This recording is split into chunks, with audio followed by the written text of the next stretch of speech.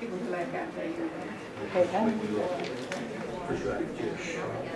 afternoon, everyone. Good afternoon. And thanks everyone for coming out tonight. This is our fourth candidate tonight. And we just appreciate everybody for your interest and for your attention. If you would, tonight we have Dr. Gary S. Gibson, who will be with us. And Dr. Gibson, I would like to introduce you to all the members of the board.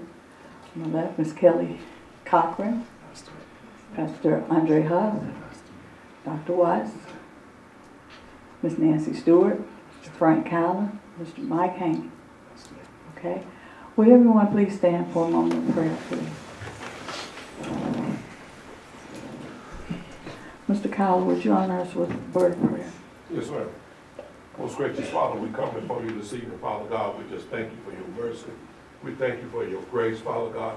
We thank you for those who are assembled today, Father God. And let us hear from these candidates, from this candidate, Father God. And let our ears hear and let our minds be open. Father, we give you all the praise and all the glory. As we decide from the five, Father God, we ask for your guidance. In Jesus' name we pray. Amen. Amen. Amen. Dr. Gibson. Yes, ma'am. Yeah, he did have a little preacher in him right there, didn't he? Okay. Dr. Gibson, welcome to Gadsden. Thank you. And before we start our actual questions, I want to give you an opportunity to tell us, the board, as well as the community, a little bit about yourself. Okay, thank you. It's a privilege and an honor, board, to be here. And thank you for the opportunity of having an interview. I appreciate it. I was born and raised in Western North Carolina. I'm a mountain boy. And the more I talk tonight, the more you'll be assured of that, I'm sure. Because sometimes the way we talked in the mountains shows up. All I knew growing up in the mountains was I had uncles who had all kinds of farms, so I knew a lot about the dairy farm, a lot about my dad's business. And other than that, my mom made sure that we were interested in music and church and school. That was, you know, and she made me take piano lessons, but at the same time she made me play football, and today I'm thankful for both, you know, very thankful for both. Along the way, not too long after high school, met a wonderful young lady, and she's with me tonight, Dr. Dana Gibson. Would you stand, please? It's my wife. And she is the first female on-air personality for Billy Graham. So, and today she's still in communication business. She is chair of communication department at Columbus State University, and that program is doing very, very well. So I thank the world of her. I've been with her. This July 7th will be 40 years. So we've had a little time together. Needless to say, when I tell her bye, I don't just shake her hand. We're farther down the road than that. From there, felt the call to do some work in church. So in Gainesville, Georgia, I was minister of youth and music at Blackshear Place Baptist Church. It's one of the largest churches in Georgia. And at that time, it was a pretty good size, but it's grown a lot since then. And then from there, 18 years outside Nashville. And while I was there, they said, "You're great with these kids. Why don't you coach?" And so within a few years, I was an athletic director and a head football coach and head girls basketball coach and volleyball coach and teaching, and the church I was doing bivocationally at that point that I was pastoring. From there, Dana had a job offer to Columbus State, and so in 2001 we moved, and I left my jobs behind at the school district and the bivocational church pastoring, and she left behind Austin Peay State University as a professor there, and we went to Columbus, Georgia. There I taught and coached at Columbus High School, not Columbus High School, Kendrick High School, and then after 2 years, Columbus State University said, "Would you come and teach in the College of Teacher Ed?" And so I put in 4 years there. They asked me to get a doctorate while I was there. I was so thankful I was able to go to Auburn, the real university in Alabama, and get my doctorate while I was there. And it was a wonderful experience. I can't say enough good about, because most times getting a doc is not something that people say they have a good experience, but I did. the good Lord took care of me on that. In the meantime, I bivocational pastored in Columbus a lot of years, and then after 4 years at the college in teacher ed, they asked me to come do athletics. And so we put together an athletic manual and worked on that program and got it cleaned up, won a lot of state championships, and it was a good time. I oversaw 350 coaches every day, 5,000 student athletes every day, and I can promise you that every day one coach will do something they probably shouldn't have done, and I had to deal with that every day. In the middle of that, Dr. Susan Andrews, who was superintendent, invited me to be her right arm, as she called it. And it turned out to be one of the best experiences of my life. She trained me to be a superintendent, and I think she did an excellent job. Her bottom line was always to have a pure heart, and my bottom line sounds much the same. I add to it two things: that the bottom line of everything I do will be about kids, not about adults, about kids. The second part of that is I'm committed to every student, all students learning at high levels. All students learning at high levels. So that's what I'm committed to, and that's what she trained me to do. So I was several divisions in that big district. We had a budget of $285 million, 52 schools and 4 special programs, 32,000 students, and so she kept me running every day. In the midst of that, she asked me, since you can do athletics blindfolded now, would you keep doing that? So during my entire tenure back there, I kept athletics, but I was her chief assistant, and it was a wonderful opportunity. From there, spent right at 3 years at Taylor County School District superintendent, and for the last year have spent a year as special aide to the superintendent at Talbot County School District. So I've enjoyed that, learned a lot there. Right now there, I'm working on the turnaround of the elementary school, working on the cleanup of the special education program, and working on advanced ed coming. This will be my 3rd advanced ed to do. I get advanced ed behind me, and then I'll start on the strategic plan. So I've had a good year, got to do a lot of things, been a wonderful man to work for, but that's about me. Over these 40 years, we've had 4 children. Our oldest son, Jonathan, is principal at Rabun County High School up in northeast Georgia. Very proud of him. His wife is works in capital and fundraising at Young Harris College in the neighboring county, and they have 2 daughters. Our next daughter is a doctor at University of Alabama, Birmingham, the only tie I have to University of Alabama, and it's really not that anymore, but we've learned that's a great facility, a great hospital. She's an ER doc, she's medical school faculty, and she's director of the ultrasound program. And she has a little guy, I just told him bye a moment ago, named Eli, she and her husband, and he's a little over a year old. So came to Birmingham last night and got to see Eli last night and this morning. Have another daughter who's a Montessori school teacher in Columbus. Her husband works in Auburn in technology. And they've got a son that's, he's a mess, Aiden, and he's in the kindergarten. And then they've got a daughter that's 8 weeks old, and her name's Julia. And then the baby of the family, who he's a lot younger than the other 3, but he wasn't an accident. He was planned. And because they wanted a baby brother. And so God chose to send a baby brother. And so he's got his biology degree, and he's working on his MBA, and during the time working on the MBA, he'll work on med school or dental school or wherever the good Lord leads him. So that's kind of where I am. Let me say again, I thank you for this opportunity.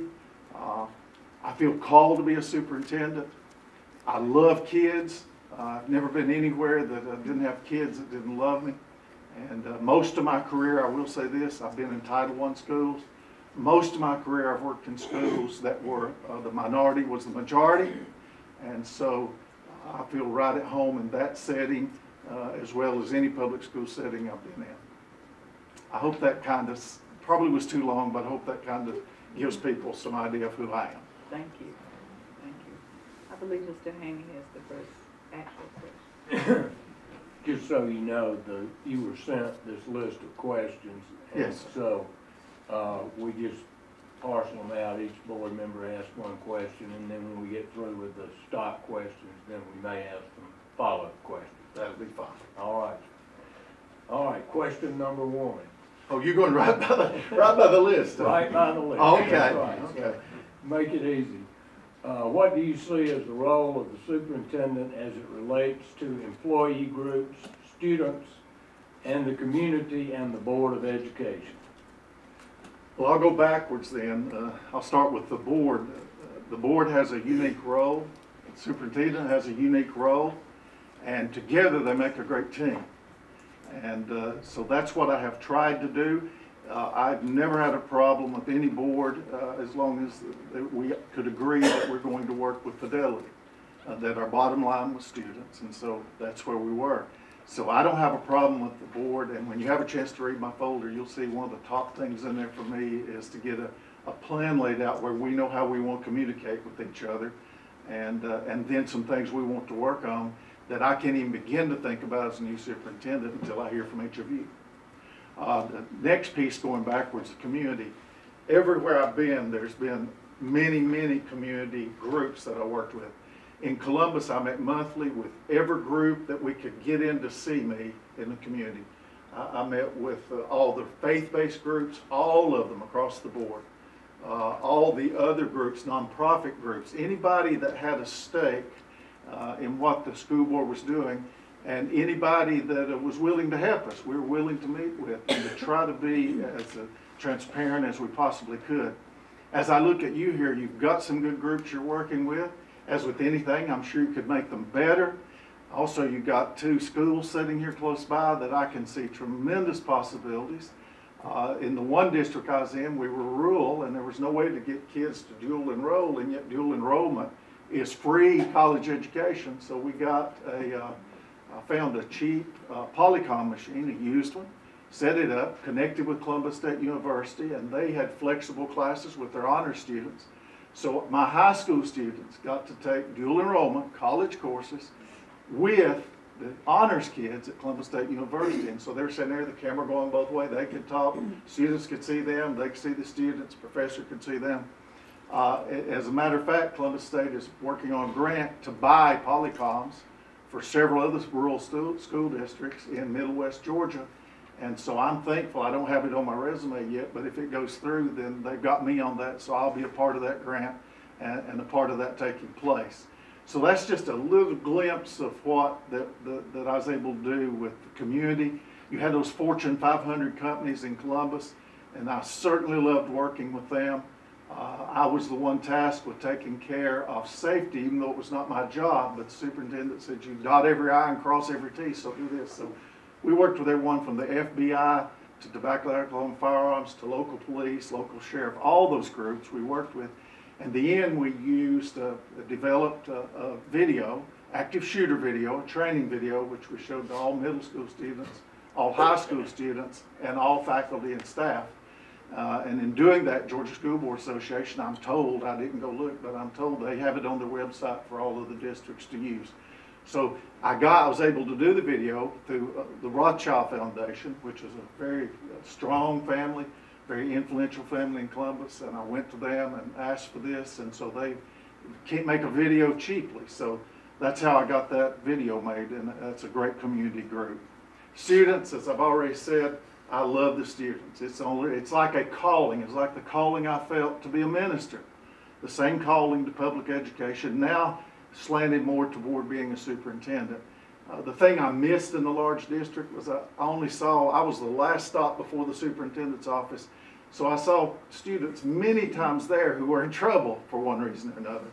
But when I was at the smaller district, and this year the district that's smaller, I've been right there every day where it was a few steps to get to the schools and to spend time with the kids. And one of the things I did, even as superintendent, and I'm still doing it now, is wherever I am, I'll buy a radio flyer wagon. Any of y'all have one of those when you was little? If you didn't, you need to get one now and play with it. They're a lot of fun. They're as good for you as this is. And so I will buy and empty little baby cakes and just stack it like a dump truck load of gravel.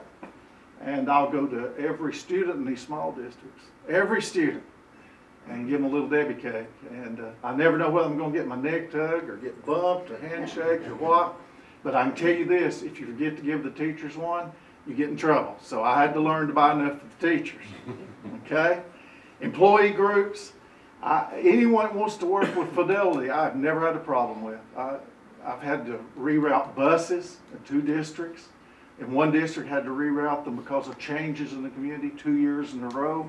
So in the end, when the bus driver saw what I did, even this fall, when I had to have a sub bus driver on route, he came back to me and said, Dr. Gibson, that route is amazing. It has never been in such great shape. It takes about 20 minutes less time to run and a lot less miles. And I said, it can be done, but it requires work. For everything in the school district, if you want to do it well, it requires work. Board members, you will put in the midnight hours if you do the board work well. So whether it's employee groups, students, community, Board of Education, I'm ready to meet with them. I've always had an open door policy. And so here I am. Someone asked me not too long ago, where did you learn to be a superintendent? And I said, from pastoring, dealing with deacon board. So some of y'all probably know about deacon board. And so, you know, you didn't close the door on the deacons or the elders, and you're not going to close the door on the community. Everyone in your community is important. And if there's a way that I can meet with them, I will meet with them because I need to hear from them. The follow-up to that is, why do you want to come to Gadsden, and are you acquainted with anyone here? If I know anyone here, I'm not aware of it. I do know Frank and Wayne now, and I think so much more of Wayne than I do Frank after that. That's quite understandable. I'm kidding, Frank. I'm kidding. I'm telling you, I don't know what your board chair had in mind, but now I'll tell you, I've traveled to your schools today with a comedy team, and one's a straight man and the other's not, and it's nonstop. Now, they wouldn't let me get nervous today. I didn't get nervous till I sat down right here a few minutes ago, but they wouldn't let you, and so it was great to talk with them. But no, and why? It's a calling. So since my time at Taylor County, I've been working at Talbot County for the most part of that time on day-to-day contracts. So if I got a superintendent's position, I was ready to take it at a moment's notice. It's my calling. I'll be leaving 2 children and their families behind in Columbus, so it's not that I'm coming to get closer to the one in Birmingham. It's just, I looked at it, I saw it, I liked what I saw. It's one of the big things, it's a miniature version of Muscogee County School District in Columbus. There it was very large, but the demographics were the same, the problems were the same, the great companies wanted to support you were the same, a technical college and university wanted to support you looked very much the same. So this is appealing to me, and you can tell I've never been afraid to move. I left the mountains and went to Gainesville, Georgia, and went to Nashville, and went to Columbus, and then went just outside Columbus a little ways, but we still say we live in Columbus. And now, you know, I hope soon I can say I'm part of Gadsden because we're very impressed and we like what we're seeing.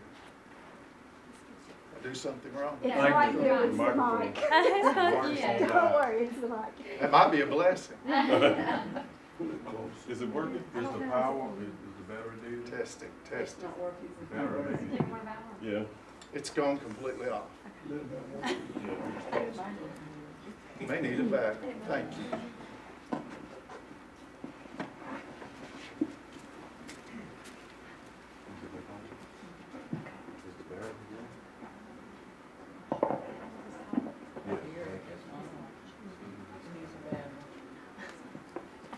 Anyway, I just love what I've seen. I have, sure you have problems like any community. All school districts have their problems. But what I've seen and heard, I like. So I'd love to be the superintendent at Gadsden City Schools. Okay, to the second Dr. Gibson. Oh, that's me. She's the first. Gotcha. We have 5 quality finalists for this position. Why should the board choose you or select you? I don't know the backgrounds of the other 4, so I don't want to say anything that would be negative about them, even if I knew something, but I don't know anything to say. But I will tell you this. I've been the type of guy that when I went to the small school district and they had no money and the football field had no grass, and I've been a football coach and athletic director, I told them, guys, if you'll just play the best kid and you'll take care of our kids, and you'll teach, because our head football coach has to teach. You know, you teach, and I will take care of the field. And so I plugged, and I did all the things you do, and we had great green grass. I went to everything community. I went to every parade. I took a bus in every parade. I got off, I shook hands. I felt presidential because, I mean, people, they stopped the parade. Every time I was in one of those parades, the parade got held up because so many people wanted to shake my hand. And so many people would say to me, "You're the first superintendent that we've ever had that was concerned about all kids, and it was education." I love athletics. I love fine arts. At my first school, I was a music teacher, and I was a PE teacher, and I went in from that school to help coach football. But when I say that, if our kids can't read, then they can't write, and if they can't do those two, they can't do math. Even if we buy good math software and a good math program like Number Talks, they can't do it. And so Gadsden is like so many districts across our nation. There's got to be an emphasis on we do it all well, but we do it all well with something that we never get distracted from. We never get distracted from it, whatever decision these 7 are making or that I'm presenting to them to make, that the bottom line is what is best for our students, unless it would mean we didn't have the money, or we overspent money, or we misused money. I don't want to do anything criminal. I don't want to do anything inappropriate. I want to follow state policy, state rule, state law, and board policy. But in doing that, I'm not opposed to anything. I love all these things, but education has to be the bottom line. And that's what you'll get from me. And I've studied the scores of your schools, and so we have got to take a look at collaborative teacher teams, and we have got to take a look at them meeting weekly. We've got to have a flexible schedule for those teachers. We get a lead teacher in there, and they look at what the problem is. They do teacher-generated remedial assessments regularly. I'm not talking about hour-long tests. If it takes a 5-minute little quiz to see who in the class got the materials, then they do that 5-minute little quiz, a different one they generate every day. Then they come back and meet again, well, at least once a week, and they look at those and they say, well, here I was weak. Maybe it's 4 teachers in a team. And you say, well, and this one maybe is teaching the same thing. Well, I didn't. So you look and you see what's going on and they talk. Not to hurt the teacher, not to embarrass the teacher who scores or less, to pull them up. The same feeling, the same mindset we have to have for our students. We love them. We're going to pull them up. So we need those teacher teams. And I'm talking about preschool through 12th grade. We need those teacher teams. And so for those reasons, and I'll stop there because I've talked too long, but for those reasons, I have never met another superintendent who has that as their bottom line as much as I have, other than the one that trained me. Thank you.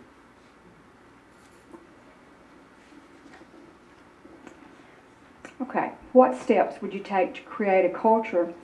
I want to do a professional learning community, and I can't make it without principals. So got to have them on board, or get principals that will get on board. You know, if somebody's not doing the job, if you got teachers that want to stand and pass out worksheets, then I'm going to be coming to you to fire them. I want people to work. I want our kids to get a chance to learn. So that's where I am with that culture. Then the group after principals that I've got to have is, and the board is, that comes without me saying. Got to have you with me. But I got to have those teachers. And you look in that folder I gave you, I'll get with those teachers and I'll get with those teachers. And when we have a little extra money, we'll give them a 1 or 2 or 3% raise.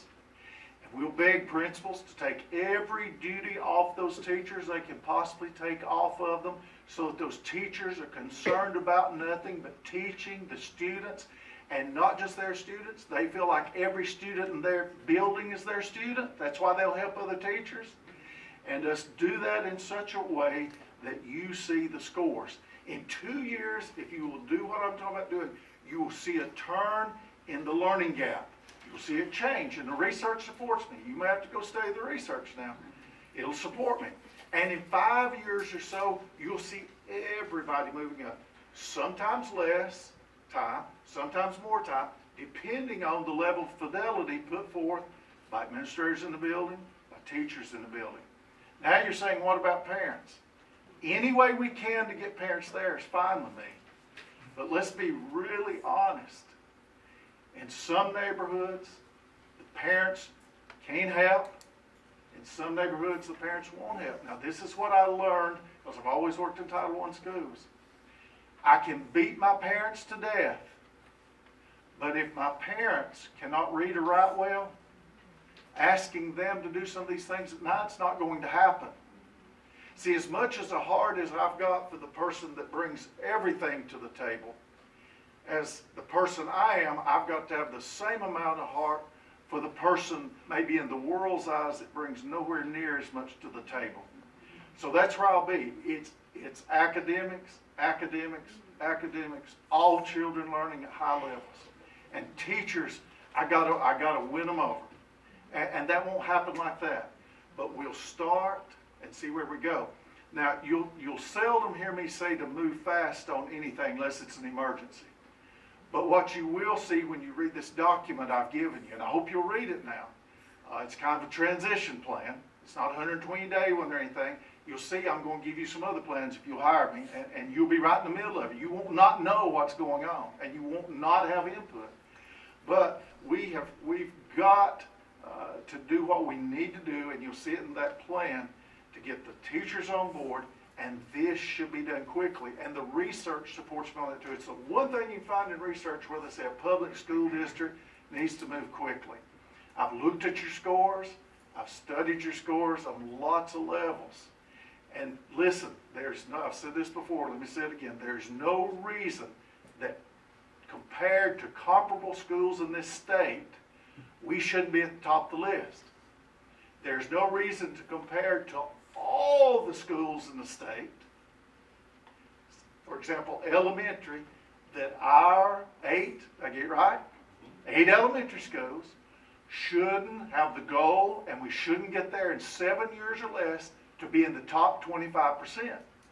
Now you can see why what I say is popular with some people, and you can see why some people won't like what I say, because what I've just told you, and I'm transparent. You're probably saying right now, that man's too honest. I am. I'll just say it to you guys. Here's honesty. Teachers going to have to work, whether the parents show up or not. And if you expect to find me in the central office, you have a hard time doing it. You know where I'm going to be? Classrooms. Classrooms. Now, I don't go out there for a gotcha. Not go out there to fire some poor principal who's doing everything they know to do, or some teacher that needs that job. But what I am going to do is find help and beg this board for the resources, and let's do what we need to do. Think about world history. In my case, I always think about the Old Testament. Every time you saw a nation, and you're seeing it some in America today, it troubles me. When amusement parks for kids can't stay open, it tells you something about our society. We're spending it on adults. I'm not about adults, and I'm really not about adults in public school. Hear me now. You have got to begin to consider the bottom line's got to be kids, because nations in history, when they did not value their children, were in decline. Every time. If you don't, Gadsden City, listen to me. We've got to value your children. Your school district will turn. What's the one thing that raises the bar for everyone in this nation? Public education. I hate to think where I'd be today if it hadn't been for public education. I'm not discrediting my faith, but so that's where we are. I'm really not preaching you. I'm just a preacher.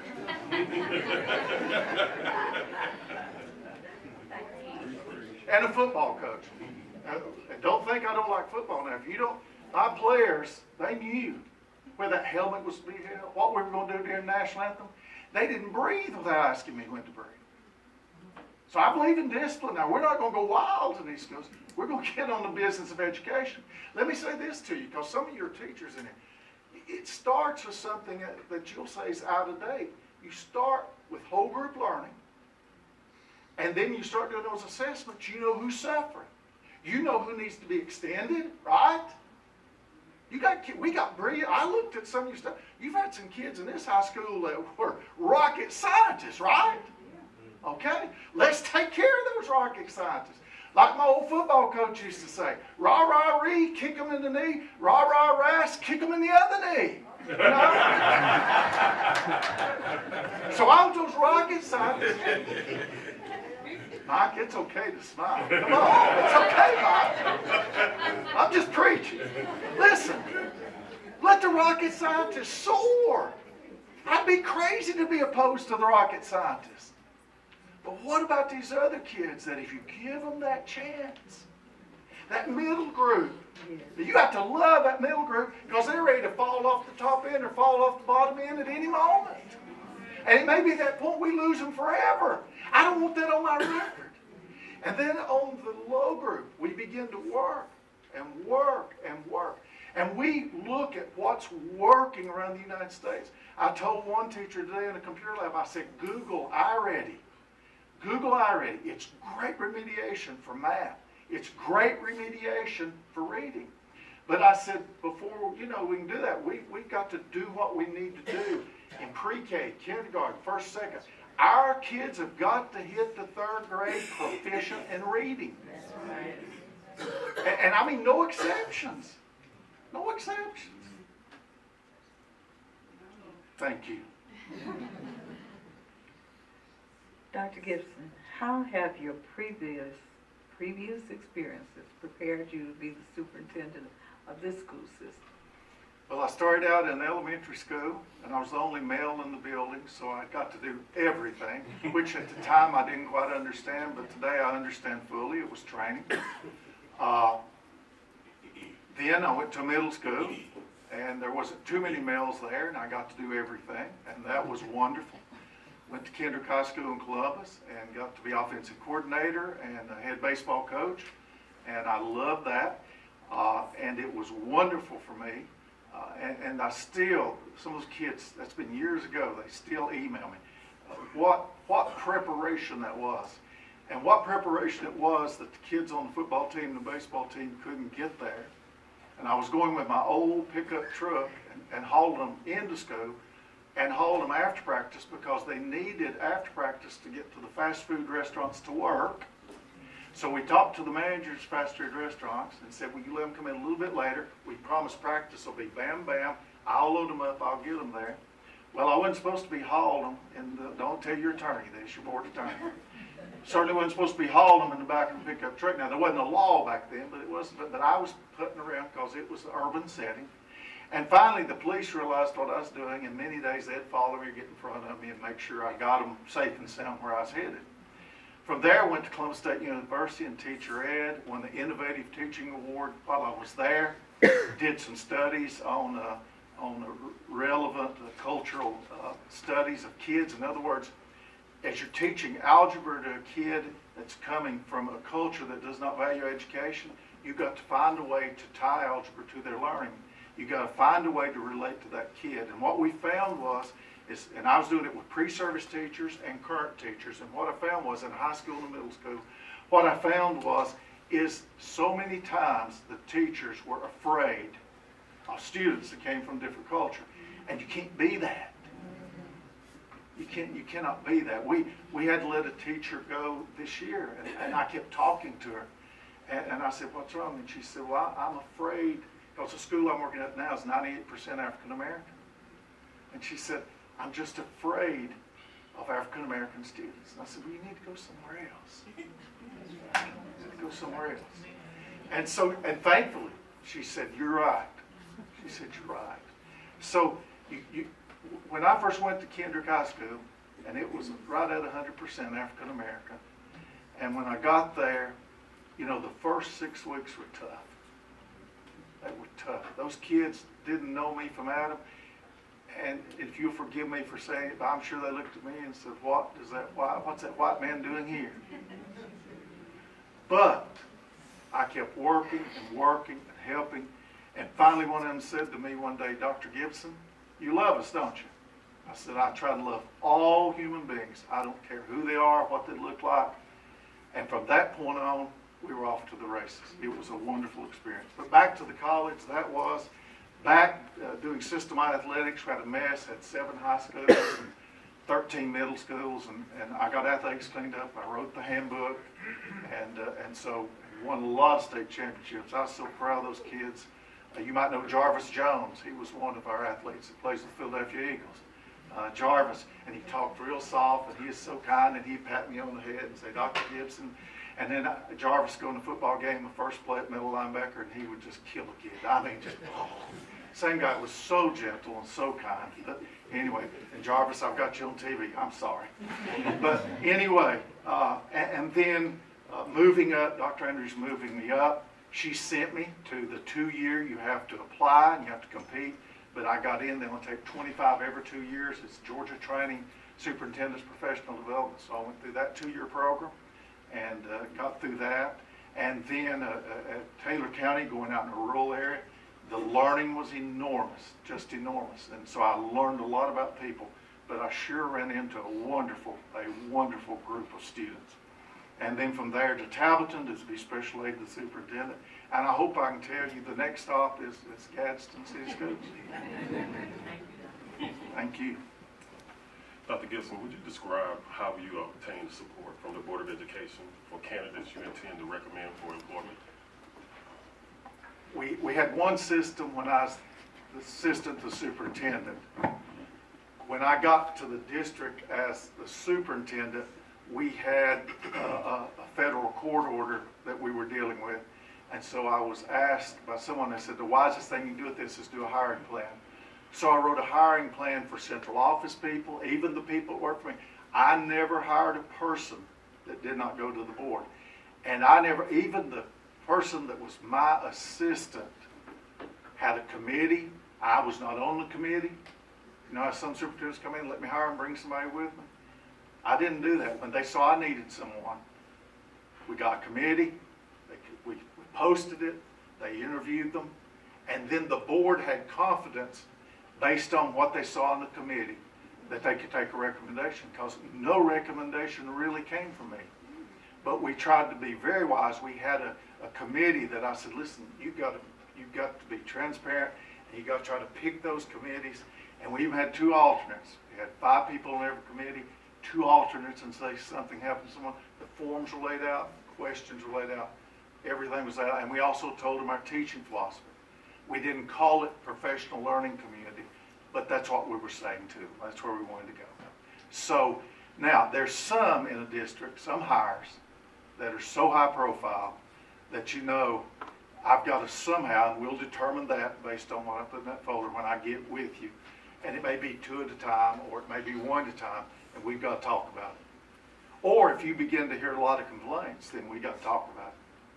And my door is always open to board members. You know, I'm not one of those guys that tells you stay off campus and stay away from my office. And, you know, I want you to let me do, I don't want to be micromanaged, but I don't want you to feel like you can't come and talk with me and just say, here's what's best for the kid or the kids.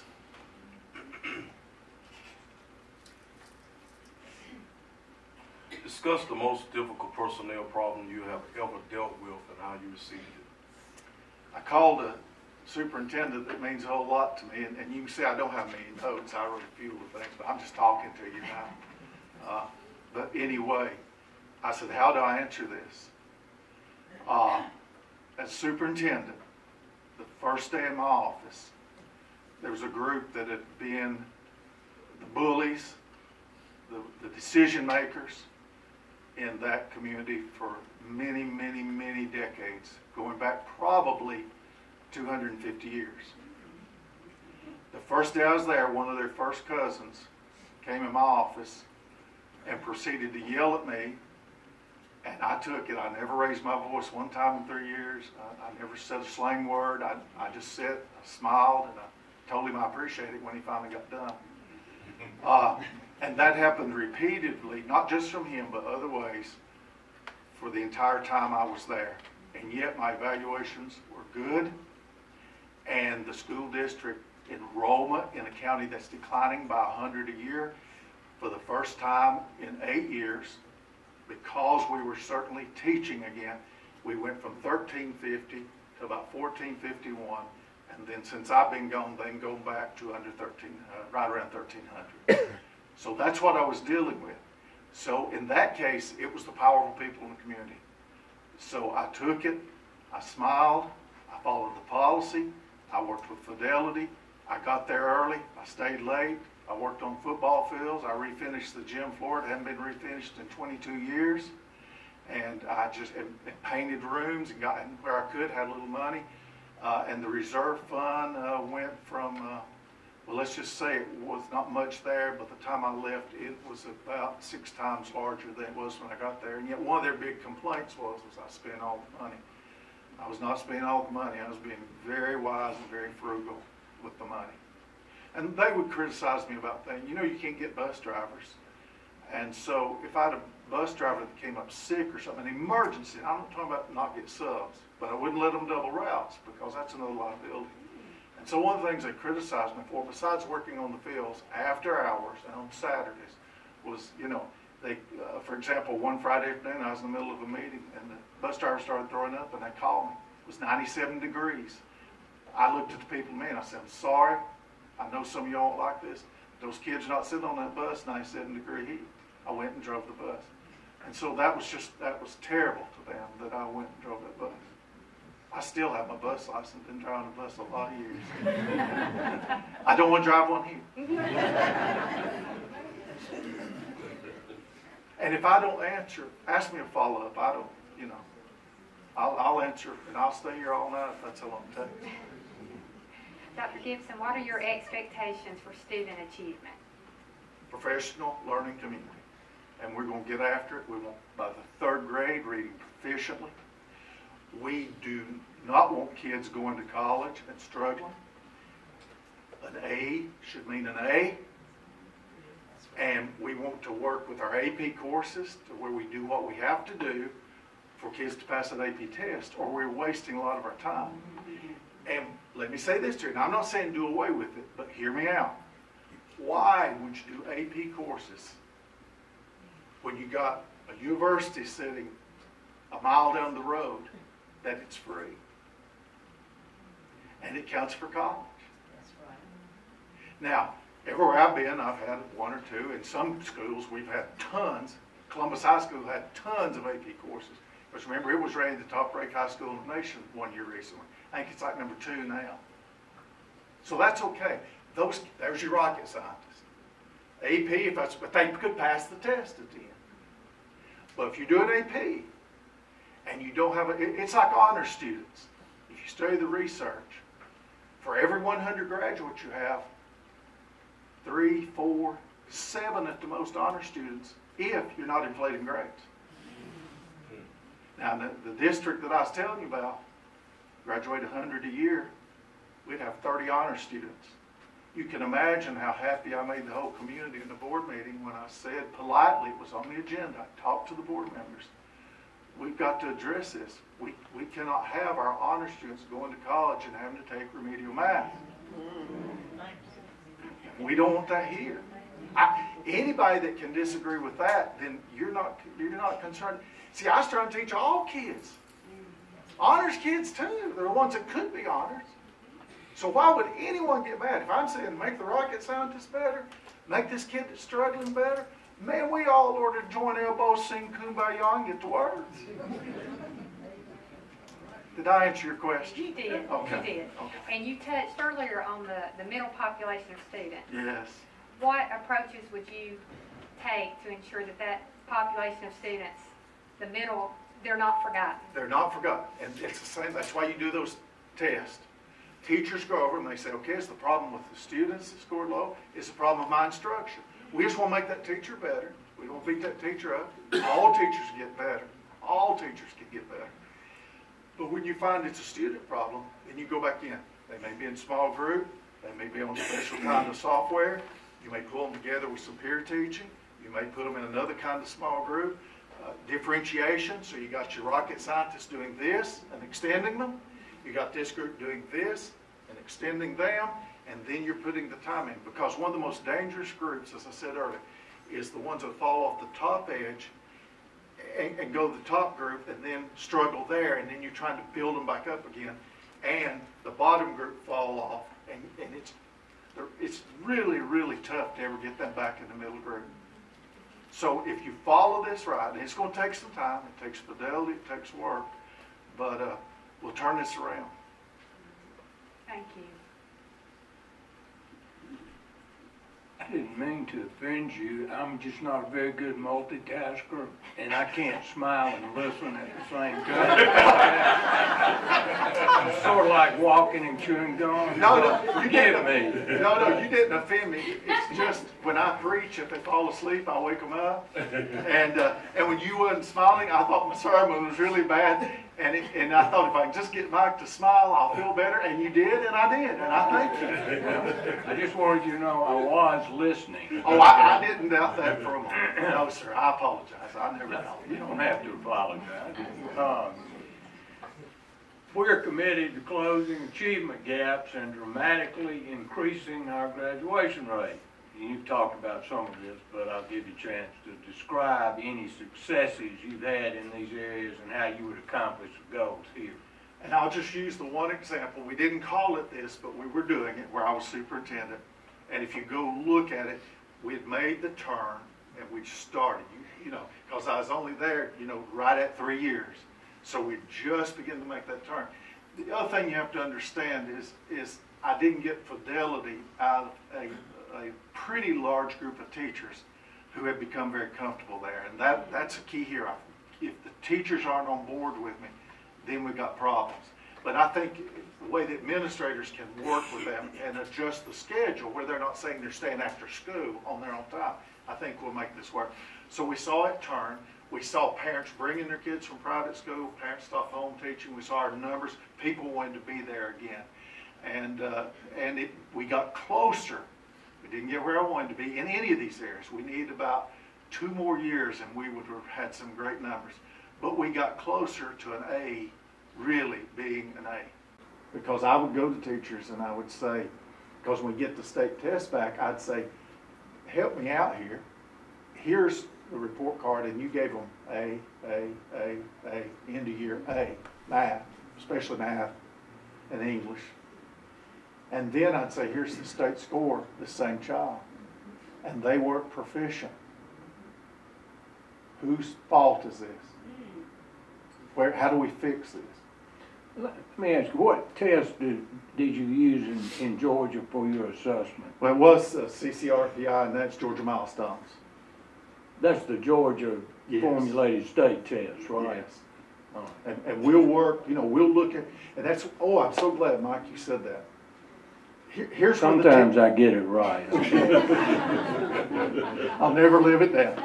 Okay. I forgot to say this. I'm so sorry. One of the things we do, for those of you that asked me about this, and I know all of you were trying to take it in, is the first thing you do when you get those teachers comfortable with meeting, and you got a team leader, and they've set their norms, how they're not going to fuss and fight, but they're going to help each other. It's about them getting better, kids getting better. Then what you find is this. You tell them, you got all these state standards, right? Yes. Bunches of them, yes. Here's what you do. With my blessing, and hopefully the board's blessing, you pick the top 40, 45, or 50 of those standards, and that's what we're going to focus on for this entire school year. Not in one in Georgia, there's like 125 standards. We're not going to look at the 125 standards. We're going to pick about 40 to 50% of the standards you see as most important, and that's what we're going to teach. Thank you. You're welcome. Describe your experience in developing, implementing, and evaluating curriculum and instructional programs to raise student achievement. Well, that's all I did when I was superintendent. I did a lot. I had a good teaching and learning director, but she and I worked together so closely, and I would be one place, she would be another. And I've told you a lot about what we were doing. It's just when your students are so far behind, you feel like you're never getting it done fast enough, and yet you've got to take care of your teachers. Evaluating curriculum, if we pick those standards, that's what we've done. And yet the teachers have had the voice of that. And what I found, when they finally got a taste of that, they loved it. I mean, think about it. You've sat there all those years, you've tried to cover 120 standards, you know. And now you've got voice. We're going to tell you as a teacher, with oversight from your building principal, we're going to find the 40, 45, 50, and that's what we're going to teach. So that's a great way of evaluating curriculum. Now, the principal and me, when I'm there, we got to keep an eye on that and make sure we don't have important gaps.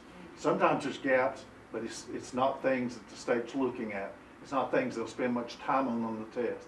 The gaps that are important, those foundational things, we don't want a gap there.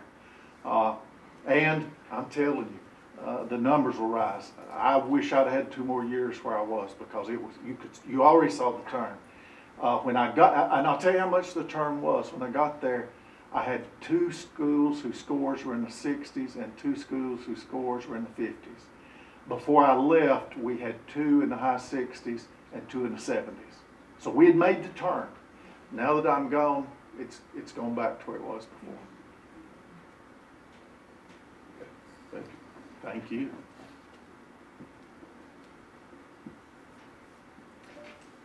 What do you think is the role in career technical education? Well, I love it. As, of course, in the big school district, we had a lot of it. Now, it was what they had depending on the area of the county, what the interests were. And we always tried to look at the interest of the community, of business, what we could get ready, business development kind of thinking. But when I got out in the country, none of that was really close. You were kind of stuck between 2 good-sized cities, but it was a little bit of distance. So what I began to look at, I said, well, where is future farmers? A lot of farming. So we got that started while I was there. Where is automotive? Got it back going. Business, it was going when I got there. Future teachers, we kept that going. And I'm leaving out 1 or 2 here, but the one I won't leave out, and these 2 are going to laugh or smile at least when I say it, was based on my background in music and doing a lot with sound equipment and recording, and her background, and we could tie in with them and get a lot done. Then we got, because Governor Dill's so big on the Georgia film industry and what he was doing there, and she works in that now with her department. But anyway, the powers that be that bullied me, they said, oh, this won't work, this is a waste. So we got the grant from the state. And when I talk about grants, you know, it's one thing to write those like that. So I'm not saying that's a big deal, because the state wanted you to do that. So you write it right. So we got the grant, we got the equipment in, and even today, it has the highest enrollment out in that rural county, the TV, of anything there. But they also get support from her department, and they come in there and tour and they work. Even it's rural, it's away from any radio station, any TV. But it gives them a chance to get their hands on this technology, and that's what they love. And so I started every one I could start, if we had enrollment, And I know, I just hope God will let me be superintendent here, because your high school principal, I love talking to him today. Very nice man. I enjoyed talking to him. And I saw something back there got my attention, and you 2 know. You know I'm telling the truth. And I said, finish your story. And I said, now you tell me about this room. And so he took me in where you've got your TV stuff. And I'm going to say this. I hope Frank or Wayne or Mike or Deborah doesn't come and kick me in the shin. But here's what we got to do now.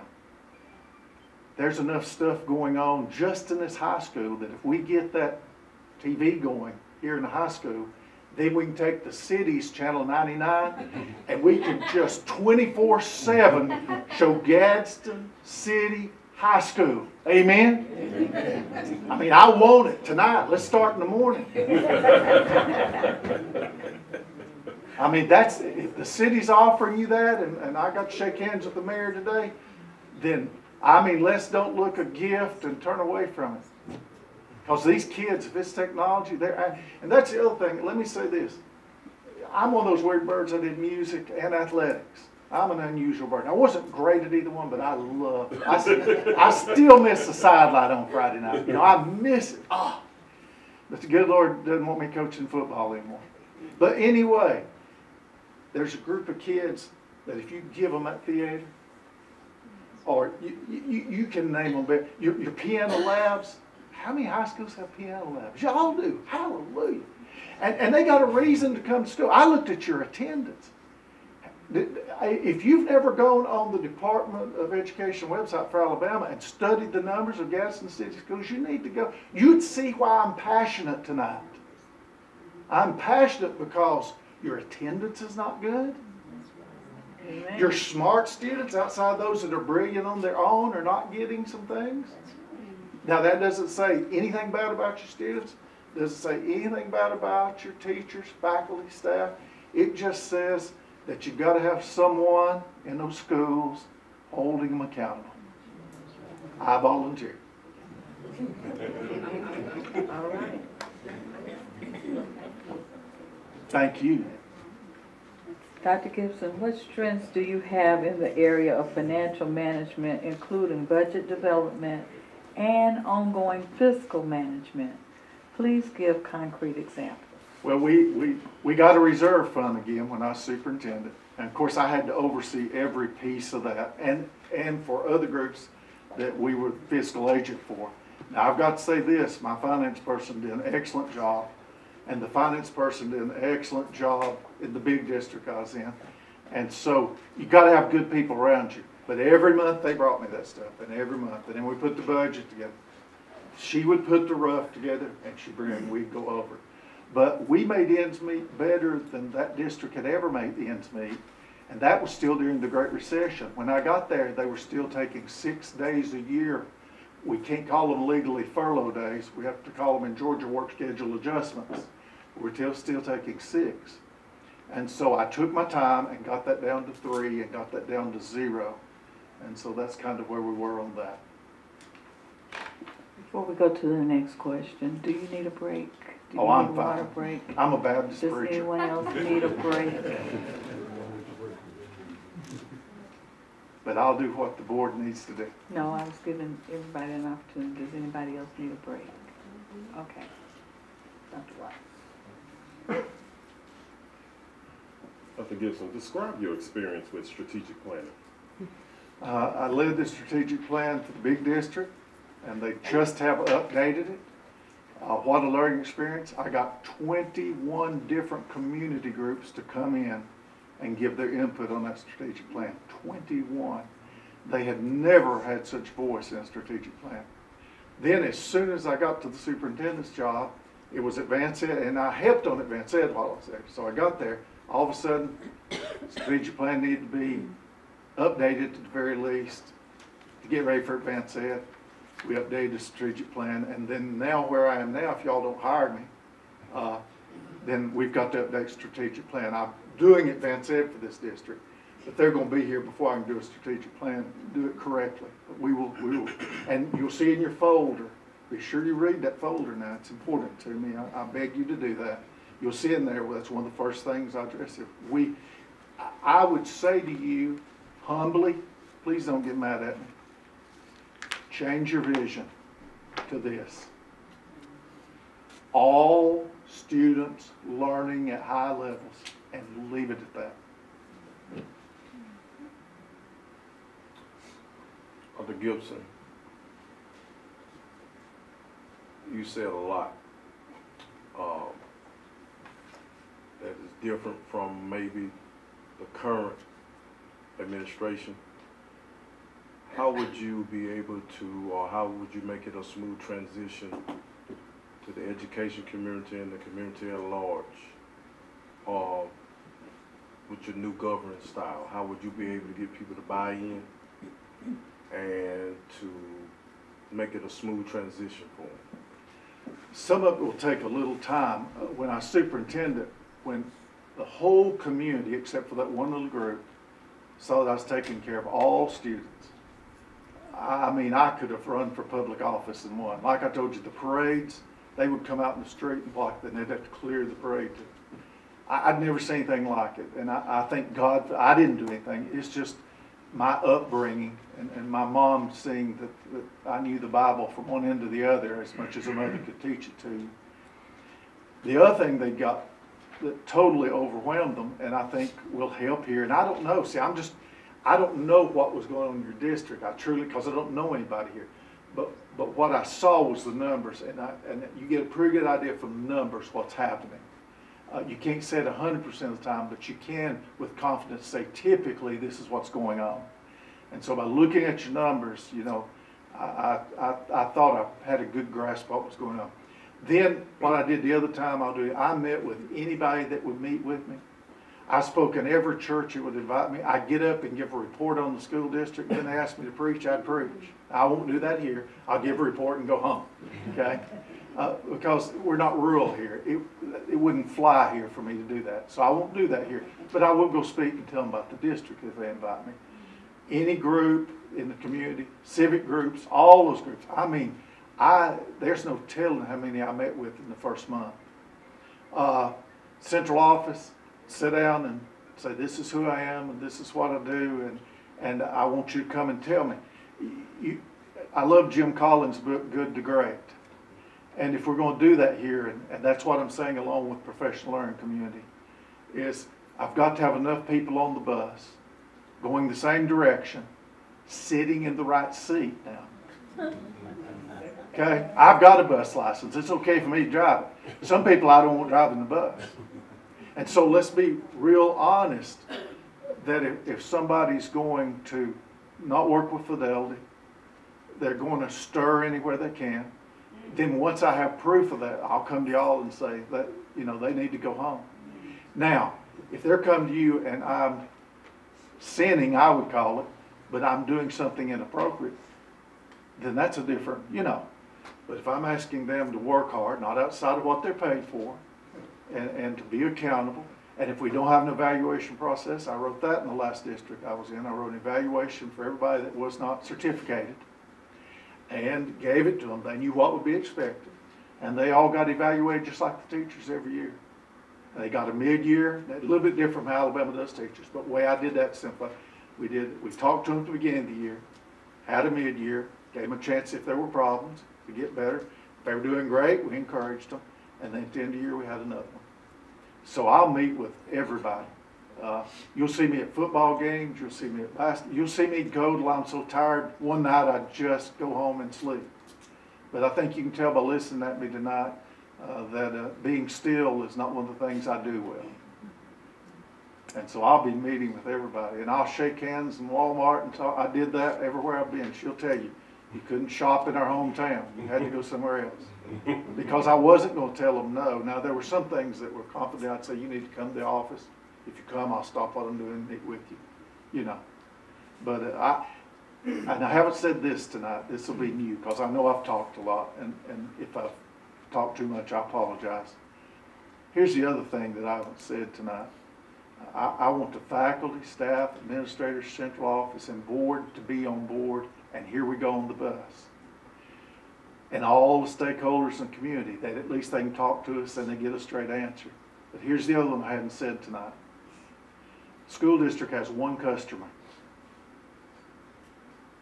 One customer is all school district has. Students. Students. So when students need something, that's my customer. That's my customer. The other people, I need help. I guarantee you, all 7 of you, that you've been gifted with talents and gifts that you'll make me better. All 7 of you. I need that. But I need it with you saying, brother, if it's late nights, early mornings, whatever we need to do, we're with you. We're with you if you're going to take care of kids. They're our customer. And that's just beginning to get said in the research because people have been afraid to say it. But the students have to be our customer. And this is what we do in these buildings. Yeah, we got to take care. We want safe. Safety is my number one thing. Safety, healthful environment, or teachers can't teach, students can't learn. But then we do what we can to let those teachers focus on teaching and nothing else. And then we do what we need to do to take care of those customers. And I say to teachers everywhere I've been, you treat every one of those students like they're your child. And I can't even say that without crying. Because I got 4 of my own, and some in-laws that I love, and 5 grandchildren. And I want somebody to treat them, have the concern for them, that I have for that. Passionate. The school business things are calling to me. It's not politics. You can tell I'm not political. I couldn't run for, well, I could in that one county, but most places I couldn't run for dog catcher because I'm not political. And I love dogs, so I don't want to put them in a cage. And I love big dogs. I got a big chow at home. Oh, I love that dog. He speaks to me when nobody else does. Dr. Gibson, this is a diverse community. How would you work to ensure that all groups of people are fully engaged in the school and the system as a whole? I'm going to be in every community at all these schools and talking to parents. And when they have parents in for something, even if they just get one or two, when I can get there, I'm going to be there. When they see, though, that we are going to do what it takes to provide them educationally what they need, buy-in's going to be there throughout the community. The only people that may not buy in will be those that feel like they might have lost some power. And I'm not about power. I'm about kids. Thank you. You're welcome. Would you like a sip of water? I'm fine. Okay, rock on.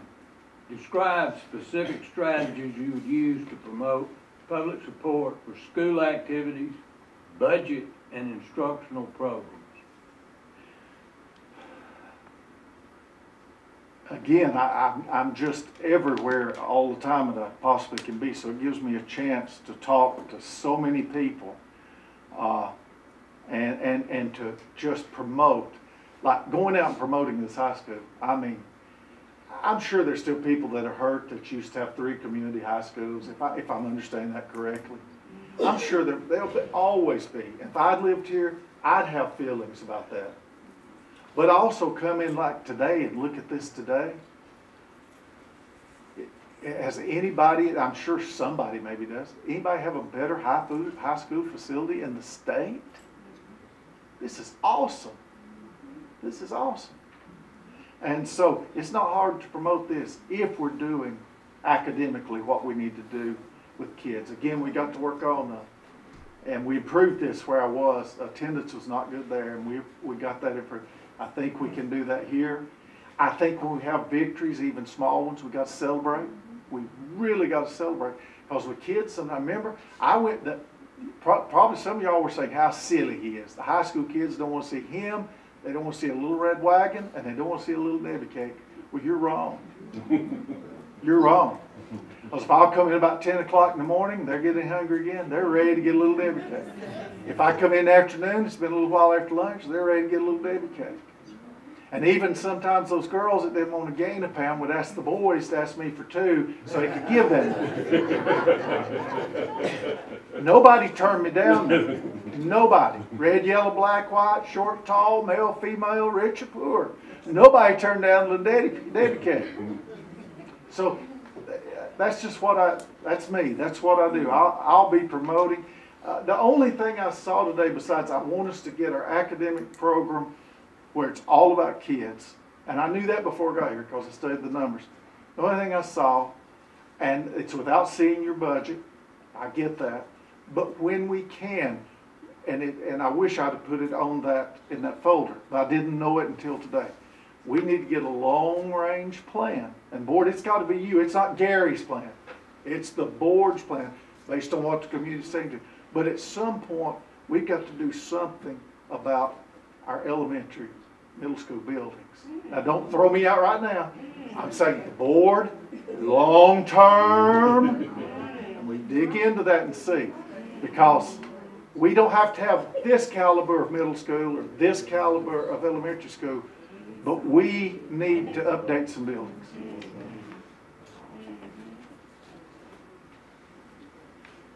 Thank you. You're welcome. Thank you, Mike. Share with us and explain on when you were especially innovative in addressing a funding gap. Well, we held on in the Great Recession until after Dr. Andrews went to work for the governor's office and I went to be superintendent before we ever had to send anyone home. So we asked everybody. I've won some innovative teaching awards. I don't know if you call this innovative, but we worked with everybody in every way to help us with bus routes, to help us with what we were doing, just as simple as lights in a building.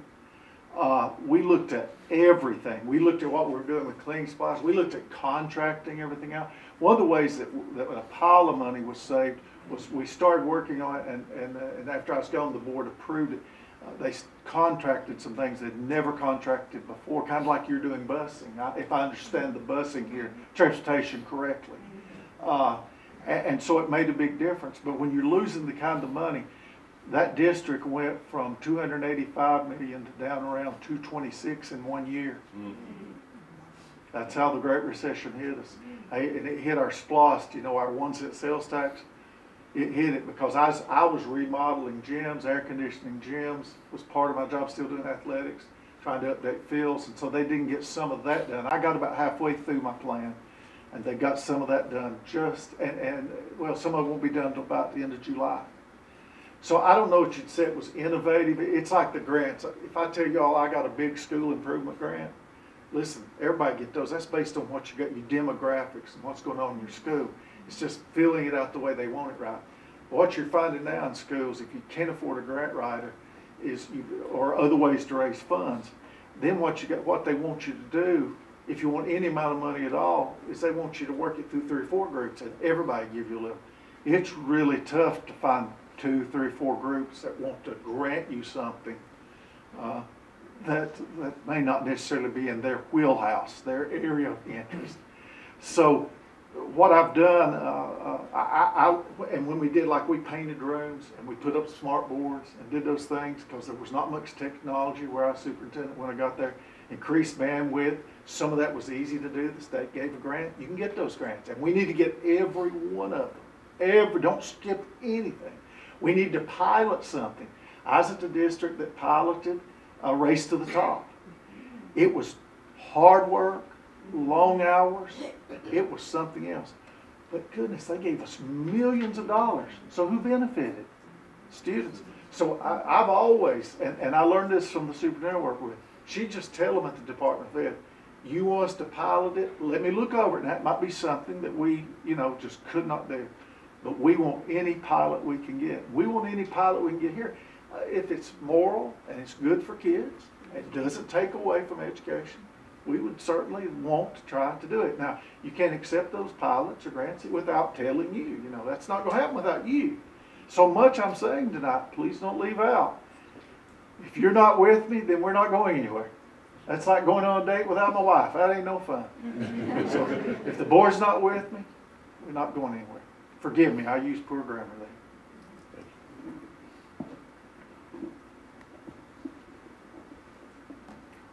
Okay, I think you have answered a lot of these, but just touch lightly on how have you held staff members accountable for student achievement while balancing the demands put on teachers?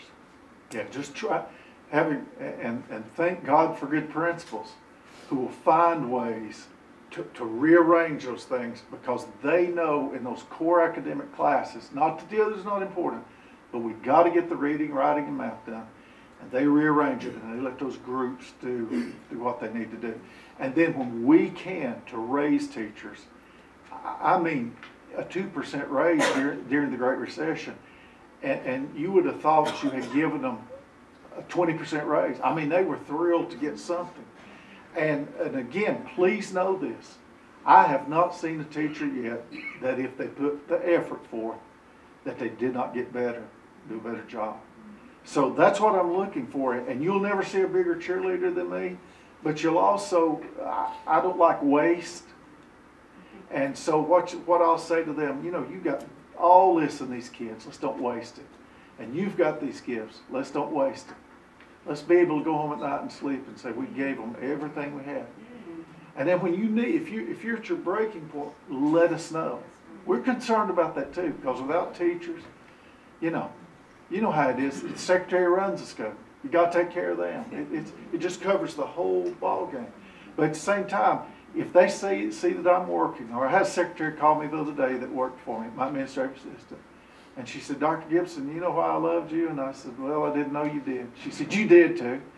And I said, well, why? And she said, because you never asked me to do anything that you wouldn't do yourself. Okay. As we select a new superintendent for Gadsden City Schools, what are the top 3 strengths or attributes you believe you bring that our district could benefit from? Integrity, work ethic, and love of kids. Like I said early on, my mom was, my grandmother on my mom's side was Jewish, and so they became Messianic Christians. And there's one thing about the Jewish side of my family, they worked. And once they became Christians, they never missed church. And so, you know, my mom, God bless her. Now, those are the end of our prepared questions. Do other board members have questions they want to ask? Yes, ma'am. You can probably hear me. They may not be able to hear you, Mike. I hate for them not to hear you. That's fine. Great question. Have you reviewed the strategic plan, existing strategic plan? Yes, it took me a little time to find it, but I finally found it, and that was my fault. That wasn't the technology people. And I've read through it a couple of times. I'd love for us to update it. I certainly would. It's not the 5-year time to update it, but I think we need to look at if we begin to have buy-in to doing professional learning communities, then it needs to reflect that. I also think it needs to, the best meeting I had, besides the 21 groups when I did at the big district, Mike, was the night that the school board, in Georgia they can't meet with more than 2, but every now and then you can have these workshops that you can have a meeting, but it has to be open to the public. And the night that they met for the strategic plan, and they came loaded, they were ready to talk. And it was a blessing because it had to be open to the public, but the public didn't come. No one came. And so was it wonderful for them to say what they thought. And I'm not saying when I get to do that with y'all that I don't want the public to come. But I'd love that opportunity where it was a legal, correct meeting and y'all had a chance as a group to bounce some things off each other and say this is where we're committed to going. We're willing to pay the price. People have asked me why I didn't give in sometimes and why I would rather be fired than to resign on my own sometimes. Well, it's who I am. I desire never to count the cost to do what's right for kids. You pointed to those books several times, and you put them out there for a reason. You want to tell us what they are? Well, it's the professional learning community material. There's several more than this, but I've read these, and I'm teaching adjunct again. When I stopped being superintendent, they all knew me, and they said, listen, we thought what you were doing was the right thing to do, and so will you come and teach ed leadership for us? And so I've taught all these courses, and we'll teach this one again this summer. And I just brought them in case anybody wanted to ask me or look and say, because I expect people, I think some people will go out here and they'll Google it tonight. And so if they had a question, that's the only reason I brought them, just in case somebody wanted to see what I was talking about. But I'll be glad to answer any question.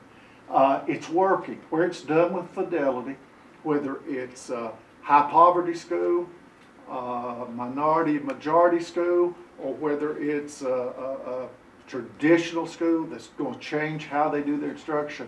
The ones who do it with fidelity and they stick through it and they get through that first year of learning the ins and outs, then it's working. Thank you. You're welcome. And I'm glad you had. I didn't even think. I should have told you what they were.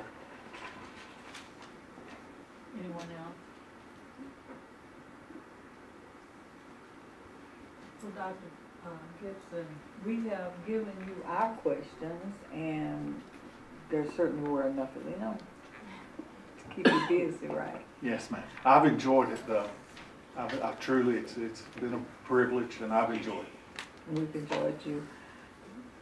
Do you have any questions that you have for us? Well, I would just ask, And I can tell you this right now, if you extend the job to me, unless you only pay me $25 a week or something, I'm coming. I've prayed about this, and I said, Lord, you open the door, I'm going. You close the door, I'm going somewhere else. That's just the way I've always been my entire life. But I would say this to you. This includes all 7 of you. I would beseech you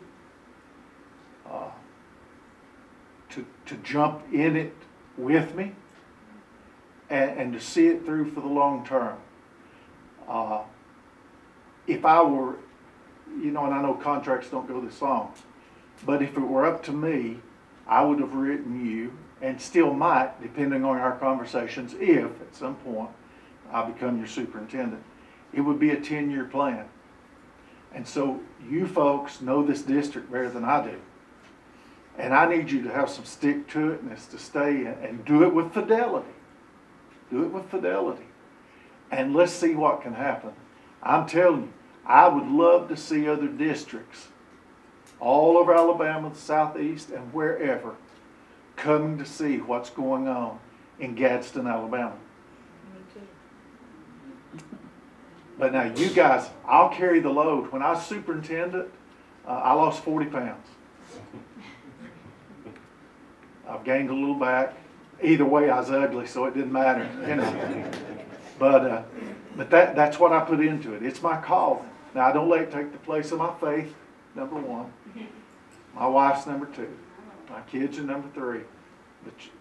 And I'm going to get to church. Somewhere I'm going to church. But then I'm going to take care of what I feel my calling. And I am blessed, even in the hard times, what a blessing it is to get a chance to impact kids in a public education setting. Because if you win them over to getting the education they need there, typically the research says it goes with them a lifetime. So we want them reading. We want to get into strategies and use them for numbers talks. Use that so they learn the math. And we want to do some of these other things. But the biggest thing is you with me. Get our teachers on board. Find ways to pat them on the back. Free them up. Flexible schedules. And let's take care of these kids. Any other questions for us? That wasn't really a question, but No, it wasn't. That's it. But do you have any? No, I don't. Okay. We want to thank you. Any other board members have anything to say? There are some refreshments in the back, and we certainly want you to avail yourself of them. I know you got to need a sip of water by now. And have some refreshments and meet our community. I'd be happy. Give them a chance to talk to you. If you don't mind, I'll stay up here, and if you would come and see me, please that's don't walk fine. out till you come and shake my hand and look me in the eyes. Please. Please come shake my hand and look me in the eyes. Thanks again for everybody for coming.